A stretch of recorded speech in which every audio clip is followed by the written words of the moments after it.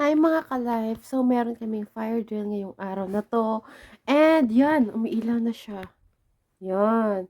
So, mag-antay lang tayo ng may magkatok sa atin. Kunyari i-rescue niya tayo or palabasin niya tayo sa kwarto. So, okay. Kunyari may nasusunog daw. Nagkaroon nga kami ng fire drill ngayong araw na 'to upang maging handa kaming mga empleyado sa tamang paraan ng paglikas sa oras ng sunog.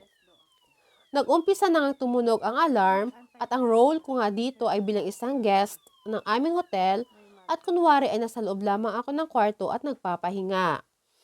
Kailangan ko nga lang hintayin na may kumatok sa aking pintuan ng mga staff ng hotel para i-inform ako na mag-evacuate na at lumabas. Para wala tang kakatok sa akin dito. Pagkadinig ko nga ng kanilang katok ay kaagad na akong lumabas ng hotel at pumunta na sa aming assemble area.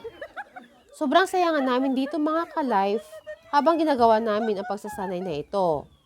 Tagataon nga kung kami ay magsanay para sa mas mabilis, maayos at ligtas na makalabas kami at ang aming mga guest mula sa isang gusali o lugar kapag may nangyari mang emergency.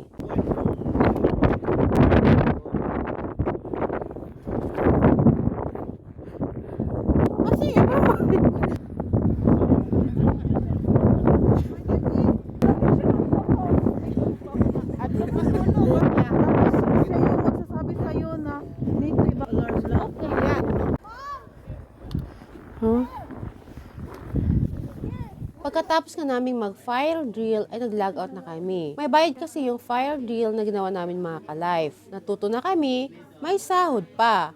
O diba? Okay, bye!